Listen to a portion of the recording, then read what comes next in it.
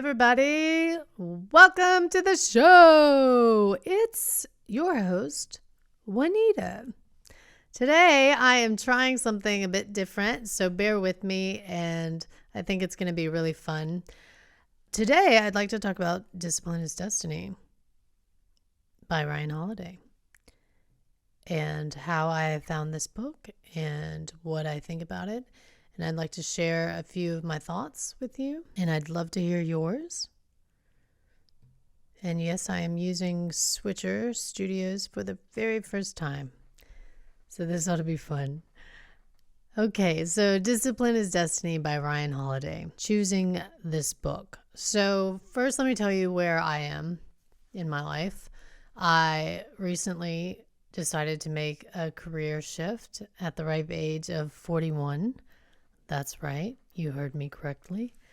And I am a subscriber to Ryan Holiday's work, his YouTube channel, as well as his newsletter, but I haven't read any of his books up until this point. And then I recently discovered Cal Newport, and he had an episode about reinventing your life in 4 months. So, of course, where I am in my life, I was really interested in that. And the way he structures his deep life stack is he starts with discipline. And around the same time, my partner Jason told me that Ryan Holiday's bookstore, the Painted Porch Bookshop, is located in Bastrop, Texas, and we live in Katy, Texas, so it's just a few hours of a drive. And we decided to make a day trip out of it while I was in the discipline phase of Cal Newport's Month Reinvention. And so we got to the bookstore. It's lovely. I definitely recommend going. I think Bastrop is such a cute little town. It's a little too small for me just because I grew up in a very small town. And yeah, but it is very charming. So check it out. You might love it. I wanted to purchase every nonfiction book in the store, but seeing how I've never read Ryan Holiday's books, it was pretty difficult to just choose one, but Discipline is Destiny really stood out to me. And, I will say that this book is, you can see it here if you're watching on YouTube, it's a small little book, and I thought it was going to be kind of like a morning read where you just flip through in the bathroom and you go chapter to chapter, and kind of like a daily devotional. It's that size, right? But do not confuse size with weight, because this little book packs a punch. And it's a quick read, but it can be a quick read. I did not read it quickly. As you can see here, I marked all over it and took notes and contemplated certain chapters. But it's really dynamic, well written, of course. And what I really enjoyed about it was that he writes about certain figures that are pretty unique, that aren't so talked about over and over again, right? Certain people in our history, historical figures, are used often over and over again. And, using people like Martha Graham, the choreographer, or Toni Morrison, one of my favorite authors. I just really enjoyed that. Learning more about these interesting figures that we don't hear so much about. So, obviously, I would definitely say, yes, read this book. It's fantastic. Where I am in my life right now, I would say that there were 2 chapters for going through this reinvention of career, also personally. 2 chapters spoke to me, and one of them that we're going to talk about is keeping the main thing the main thing. And the other one that I'd like to talk about is silence is strength. So let's pull this up right here, give you something to look at. So two resonating chapters. Keep the main thing the main thing. It's on page 116, and I have it here, and I just want to read the first few paragraphs to you. Booker T. Washington was a busy man. He ran the Tuskegee Institute, which he founded. He traveled constantly to speak to crowds and meet with donors. He lobbied legislators, gave lectures, led fundraising campaigns, and published 5 books. How did he manage it all? It wasn't just endurance and hustle and energy. It was also the discipline to say the dreaded word, no. The number of people who stand ready to consume one's time to no purpose, he said, is almost countless. Some thought him aloof. Some thought him selfish. They said things behind his back. He was too busy to notice. He knew that the main thing in life was to keep the main thing, especially when your main thing is uplifting an entire race of people. But what is the main thing for the rest of us? That is the main question.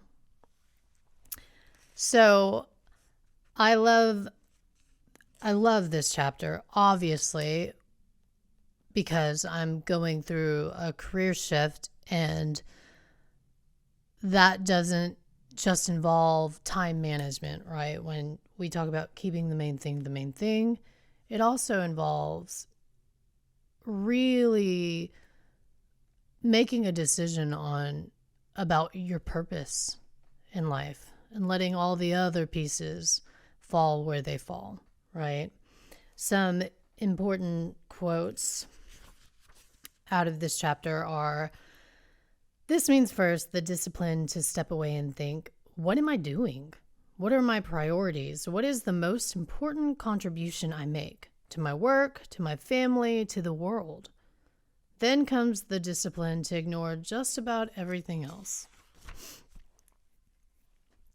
It is impossible to be committed to anything, professionally or personally, without the discipline to say no to all those other superfluous things. The secret to success in almost all fields is large, uninterrupted blocks of focused time. And boy, am I learning that thoroughly these days. Everything we say yes to means saying no to something else.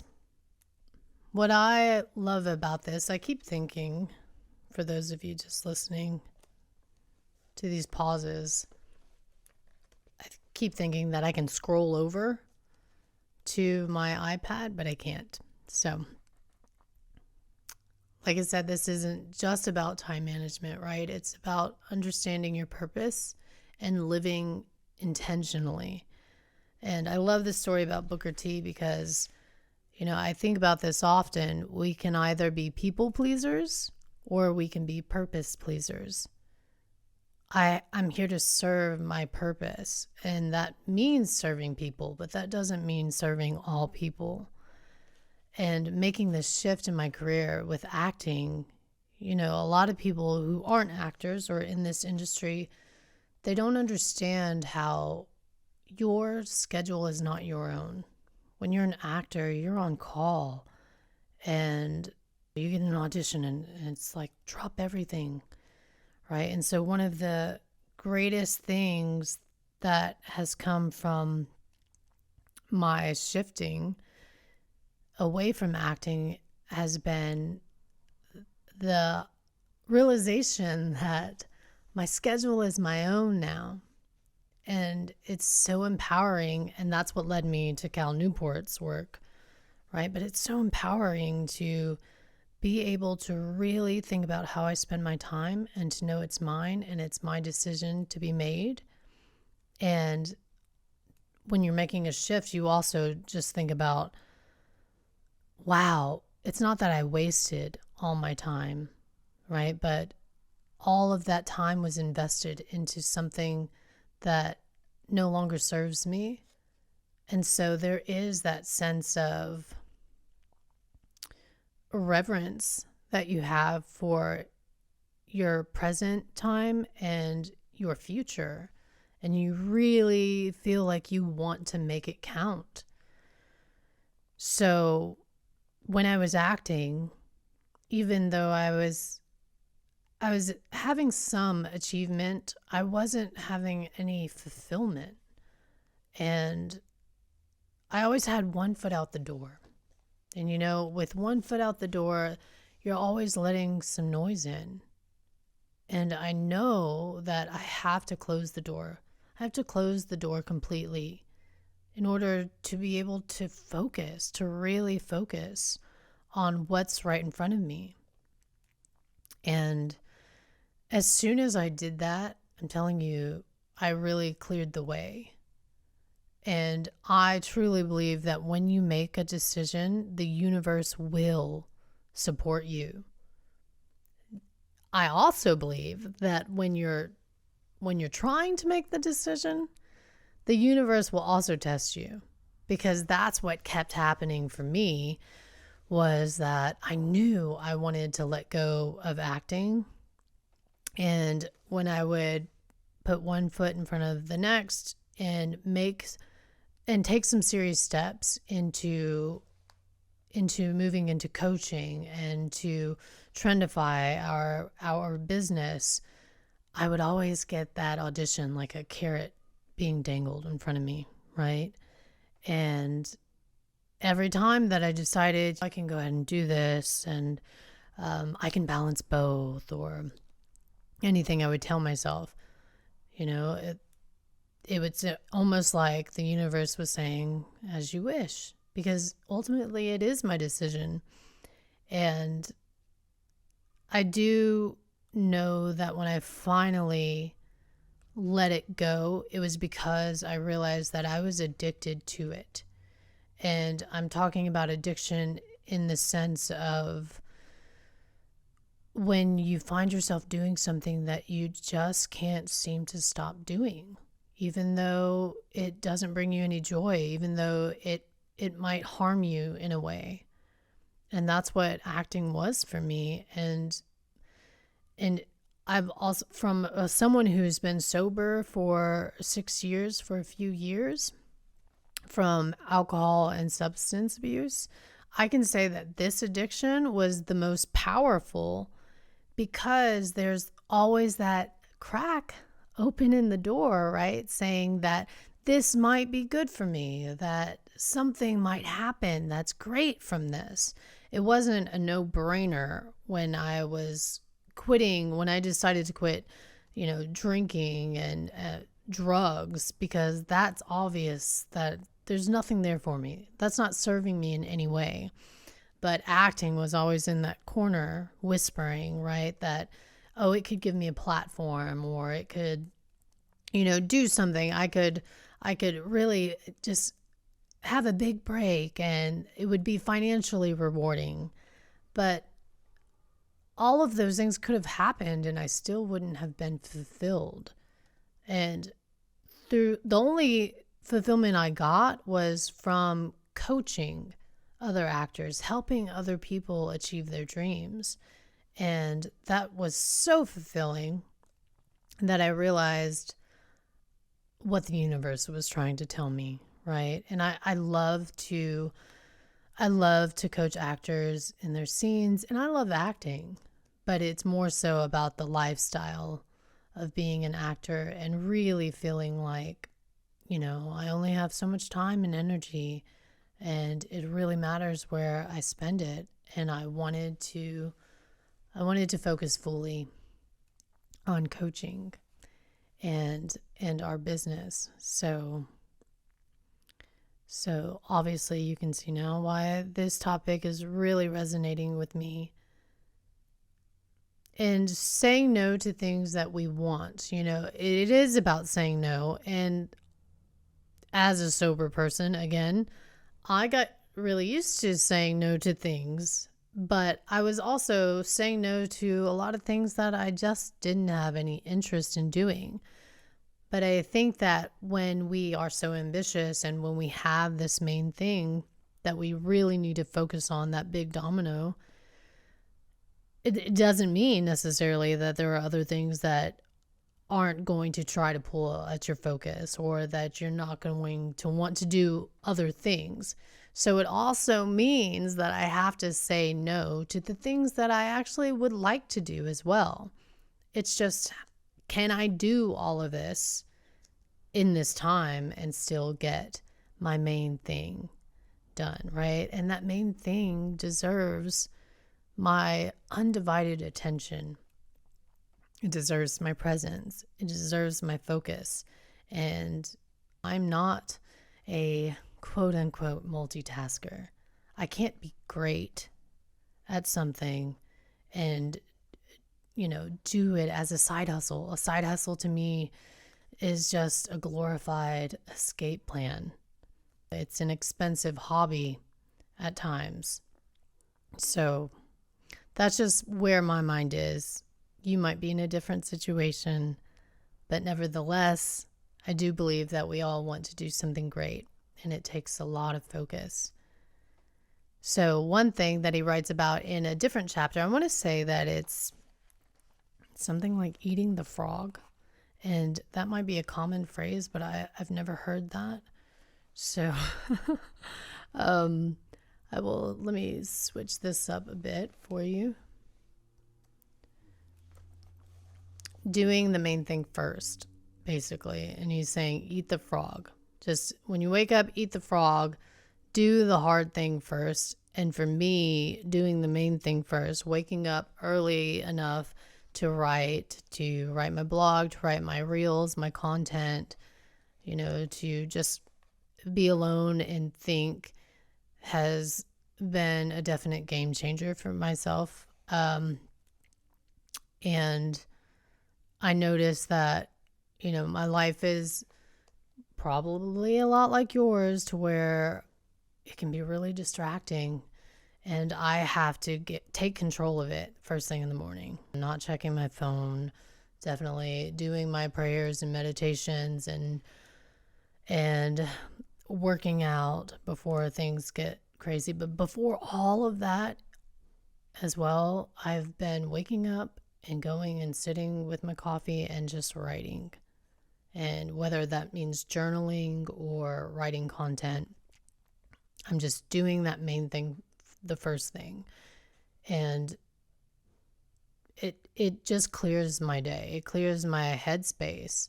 And it gives me that, it takes, you know what it does? It takes away that nagging voice that is telling me the whole time that I'm doing everything else, that I'm procrastinating, that I'm not going to get it done that day. So, just clearing that voice out has been wonderful. There's a second part of this on page 119 that really hit me, and I'll just read this quote to you. This weaker part of ourselves that cannot say no to requests for our time, that tries to go along with everyone, perhaps deep down wants that same excuse. If we agree to their thing, then we don't have to answer for the poor performance of our thing when it's time for a full accounting. It allows us to say, well, if only I weren't so busy. And as a coach, oh my gosh, I can't tell you how often I come across this with clients, but also as a coach for myself personally, and you might experience this as well, but whether you're an expert in your field or someone who just loves to help people, it's so much easier to tell someone else what they should be doing, what they could be doing, than actually fixing yourself, than actually doing the work on yourself. And I see a lot of, I'm not saying that moms aren't busy, because moms are very busy, and people, full-time jobs, we're all so busy. But we really have to be careful to not make other people an excuse in our lives to live fully, and to really, it's almost like we use them as an excuse to not have to risk failing in our goals, our personal dreams, right? And it's celebrated in our society to, oh, she's so selfless. She never puts herself first. But I truly believe we're like ATM machines. You can't take out what you didn't put in, and you have to fill up your cup in order to serve someone else. And I'm very mindful that as a coach, I must practice what I preach. And it takes one to know one. And I think about that a lot as far as when it comes to sobriety, why 12-step programs work. And I truly believe it's because if I was trying to lose 100 pounds and someone who's only had to lose 10 pounds in their life was telling me, well, it's easy, just don't eat so much or just work out. Just why can't you change, right? It's easy to lose 10 pounds. Just drink more water. You just want to throw them across the room. Because we really, as humans, when we suffer and when we struggle, we feel really isolated. We feel alone and we feel like no one else understands. So it's really powerful when, if I were someone who weighed, who lost 100 pounds, who told you the same exact things, it would be impactful. You would believe them, right? And so it's just really important to practice what you preach. And it's also important to make sure that I am taking care of myself and doing the hard things that I have to face personally and professionally before I preach that to someone else. So I am my main thing. All right, let's talk about, let me come over here. And let's talk about silence is strength. Here you go. New visual for you.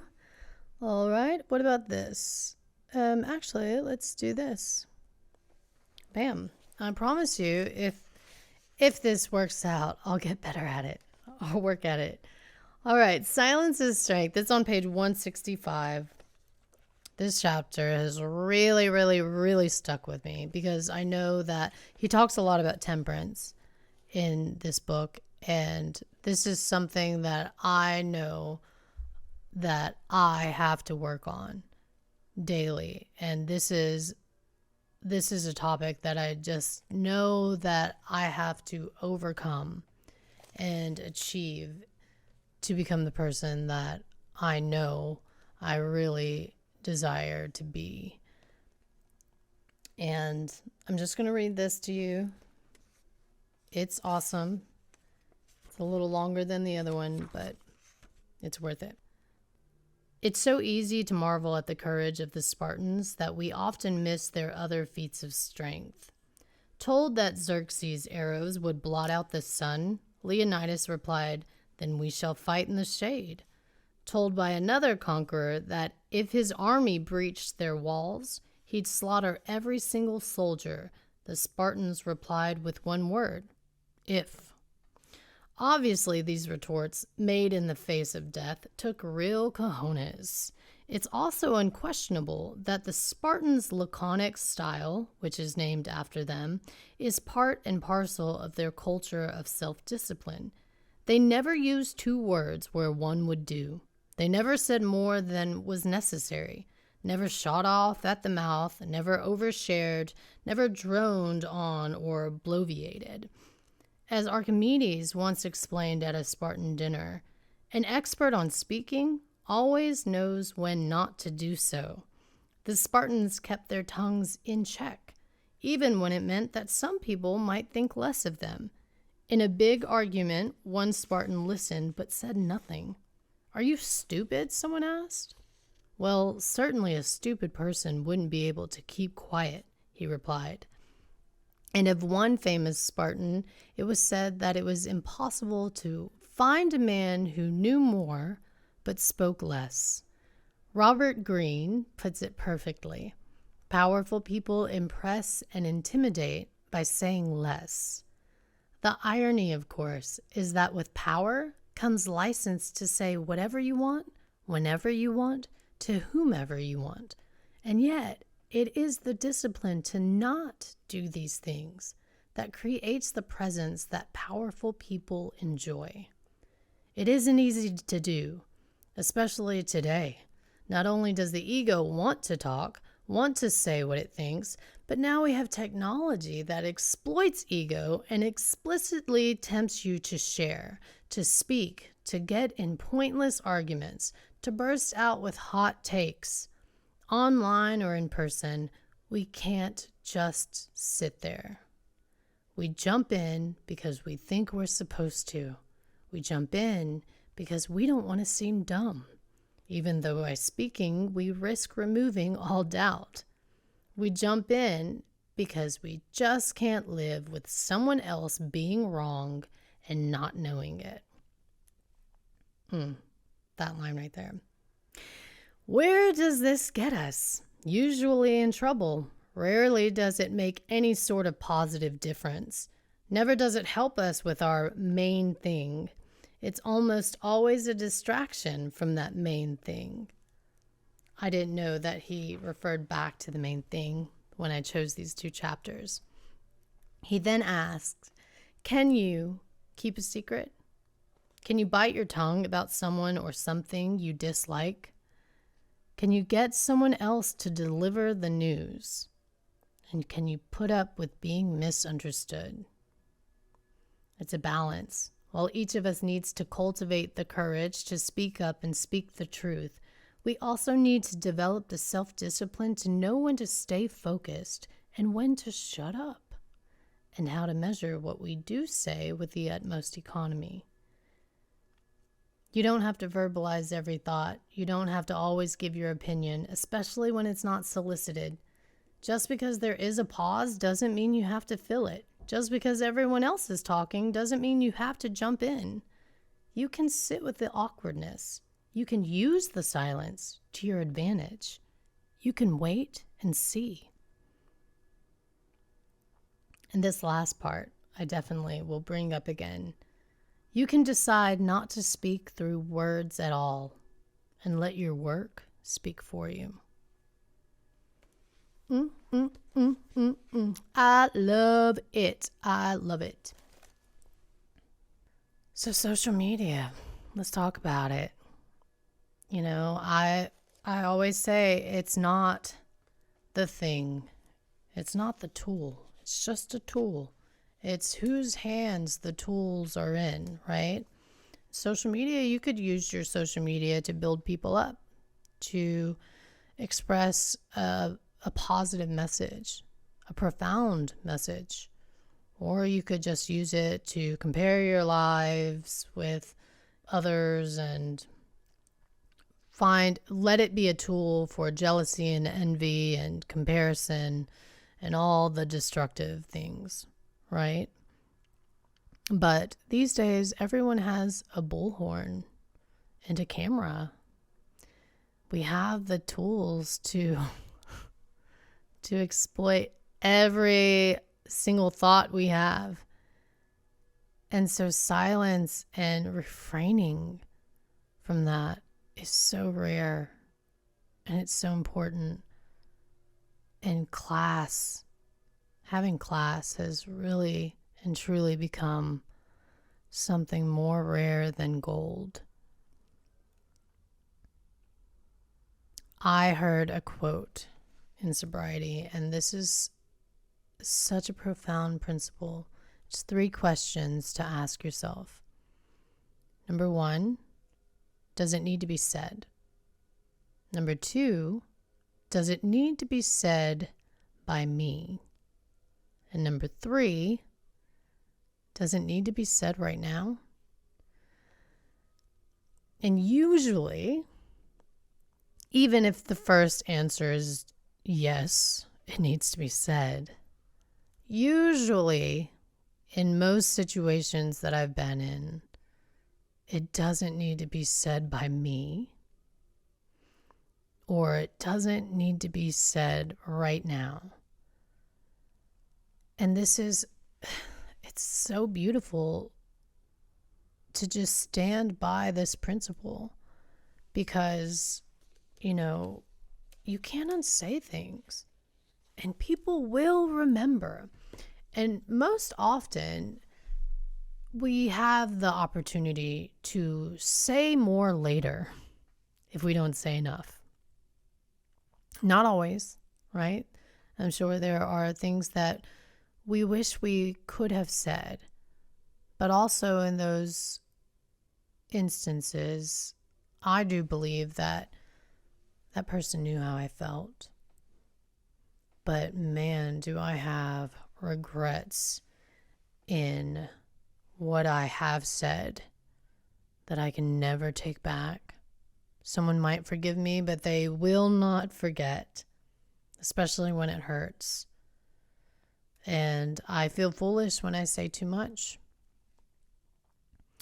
So I hope you enjoy that quote. I'm not sure if it's a sobriety quote, but it's certainly words of wisdom. And words are so powerful, I mean, switching this up for you. Words create. Words build things up or they break things down. And our thoughts create everything. And in order for us to communicate and bring those thoughts into the physical world, we have to communicate with words. So words are truly creation. I believe even in the Bible, doesn't it say, in the beginning was the Word was God, the Word was with God? Why does it say that? Do you ever think about that? I think about it quite often. Words are magical. The written word, the spoken word. And I think that what has helped me is I think about the power that words have and the life-giving force that they have, but also that they can take away life. They can really be destructive. So I like to think of my words as bullets. My mouth is the gun. Do I really want to pull the trigger? Because what could happen? If you really know the importance and the significance and the power of words, then you would be cautious. You'd be considerate. And I have to remind myself of this more. Because as a coach, as a teacher, you might be an expert in your field. It's very hard, like he says, to just sit there in silence and let someone else be wrong. But the truth is that unsolicited advice always has an adverse effect, right? Because in order to help someone anyways, they need to be open to change. They need to be open to hearing it. And if someone's closed off and they don't want help, then it doesn't matter if you say the most profound things. They're not ready for it. But if someone comes to you and asks for your advice, then you really have a shot at helping them. But what's even more profound than that, as a coach, as a teacher, as an expert, as a human being, is the magic of listening. I mean, I'll share this with you. I was in LA and I volunteered for a veterans program. And what it was I just had one job.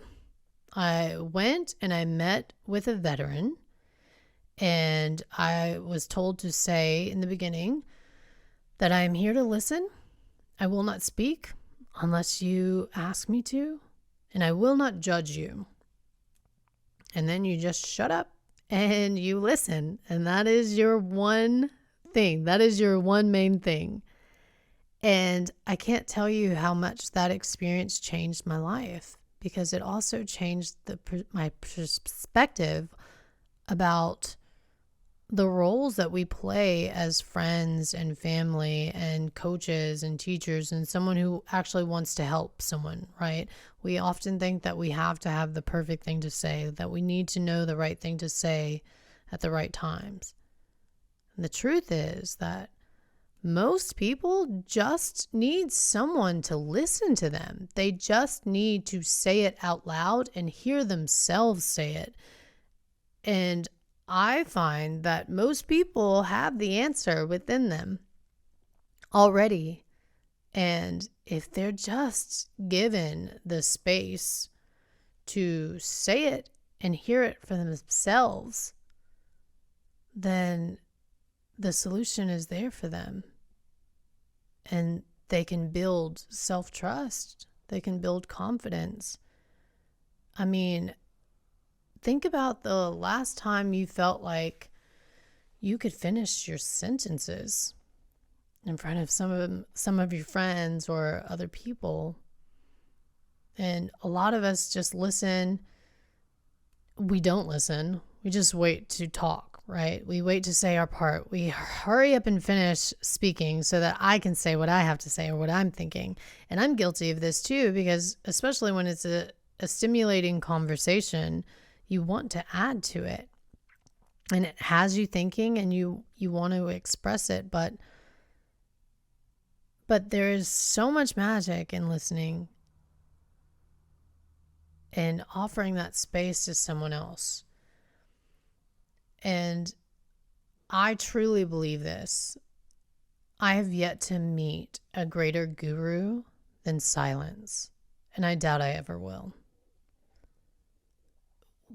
So many of us run from silence, and I think that there's a poisonous idea of people thinking that they meditate wrong, like they're doing it wrong because they can't stop their thoughts they can't stop thinking, which, our organs have functions. But it's not always about that. Even when I feel like I can't create space in my mind, I like to sit in silence and just hear myself think and rattle off. It's really eye-opening to hear what I think. There's something profound that happens when I shut out the noise of what other people think, what social media has to say, what society has to say, what culture has to say, and just what your loved ones have to say, and just listen to you. Because often I hear something and I get downloads from something beyond myself in the silence. I just get a knowing, or there's a thought, or sometimes I just hear something that I know I didn't already know. It's coming from somewhere else. And just the practice of listening to yourself can help you trust yourself, can help you know yourself. I love that saying, to know yourself is to love yourself. It might be vice versa, but either or, I believe that's true. Because if I know myself, then I can really trust myself, and I can stop looking outside for the answers, because I know if I just sit with myself, usually, most times, the answer is there. I love this ending where he says, you can decide not to speak through words at all and let your work speak for you. Because this makes me think about, if writing were my only outlet, if it were my only medium of expression, how much more would I have to write? It's almost like spreading yourself too thin, right? Using my energy and my time to try to be everything to everyone online, social media, with your family, with your friends, with strangers in line. Imagine if I just took all of my emotions and all of my thoughts and I just saved them And I do this with my notes on my phone, just constantly putting it into written form. How much more productive would I be? And also, I wouldn't have that need to express myself to everyone and about every little thing, right? Like all these, even, when we get upset about negative comments or, online trolls, people who don't even have the courage to put their real picture and their real name online. I think about this, like, why? Why would we care? Do you think an elephant stops and addresses every single ant that bites its foot? No, it just keeps on moving. And what I love about writing is I can write it down in raw form, and it can just be ugly, not fully fleshed out. But then I can take a thought and I can go deep with it and make it eloquent and organized. And I can really get clear about what I'm really saying, what I really think, who I really am. So I love this idea.